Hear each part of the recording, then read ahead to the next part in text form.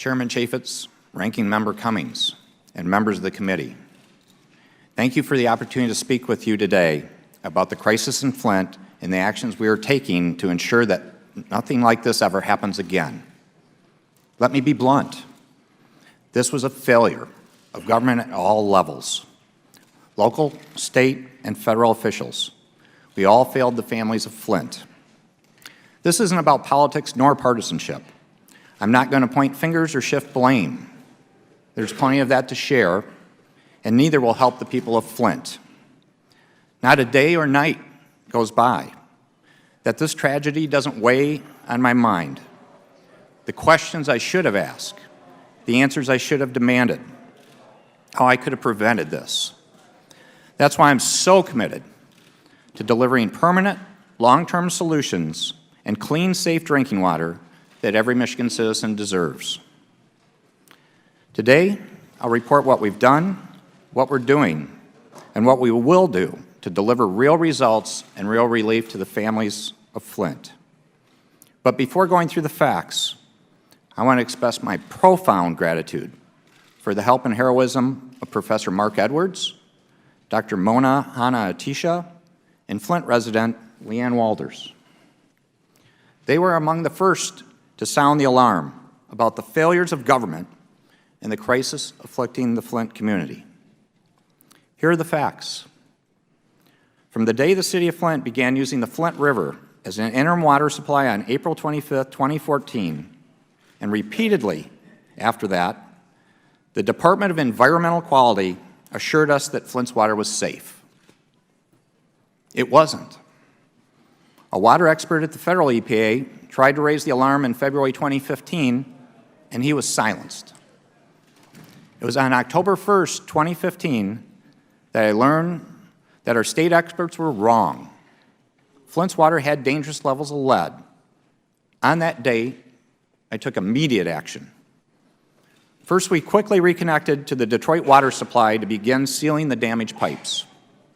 Second, I ordered the immediate distribution of water filters and extensive blood level testing in schools and homes to identify those at highest risk so they could receive health care, nutrition, and additional support. Third, we deployed $67 million to address both short-term needs and long-term solutions. Our focus and our priority is on both short-term health and long-term safety. This includes diagnostic testing, nurse visits, and environmental assessments in the home to treat any child with high lead levels. This is only the beginning. Right now, we're in the appropriations process for an additional $165 million to deliver permanent long-term solutions. I urge Congress to pass the bipartisan bill for aiding Flint immediately so we can further protect the health and safety of Flint residents and families.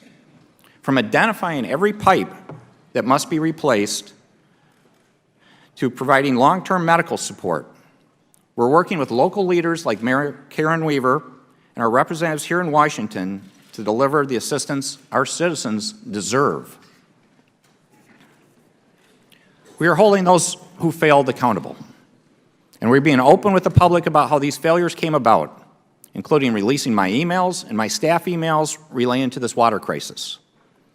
We are in the process of publicly releasing relevant documents from the state agencies involved, so the people will have an open, honest assessment of what happened and what we're doing to fix it.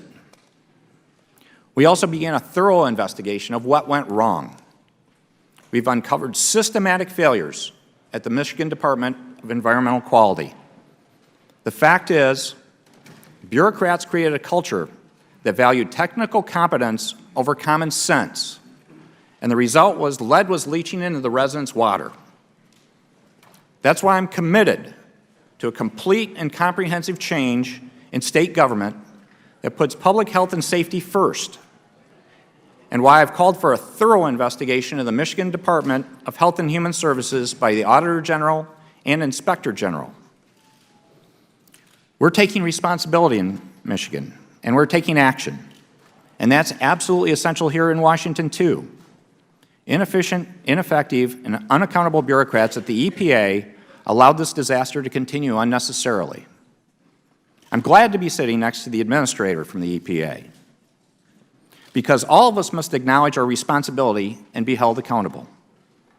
I do want to thank Miguel del Toro, a water specialist at the EPA, who spoke up early about the crisis. Tragically, his superiors at the EPA told local leaders in Flint to ignore his call for action. The truth is, there are many communities with potentially dangerous lead problems. And if the EPA and the DEQ do not change, and if the dumb and dangerous federal lead and copper rule is not changed, then this tragedy will befall other American cities. Professor Edwards has been sounding this alarm for years, and I look forward to joining with him to address this failure of government. I'm grateful to have been elected to serve the people of Michigan. I understand their anger. I've been humbled by this experience. And I'm going to make Flint and every community in Michigan a better place to live. We have a lot to learn, and we have a lot to do. I close with a simple plea. Partner with me in fixing this, not just for the people of Flint, but for the people all over the country. Ranking Member Cummings is right. The American people, this is America, and this should never have happened. The American people deserve rules that make sense and professionals to enforce them who know that health and safety are urgent matters. I can make sure that happens in Michigan. You can make sure it happens for every American. Thank you, and I look forward to your questions.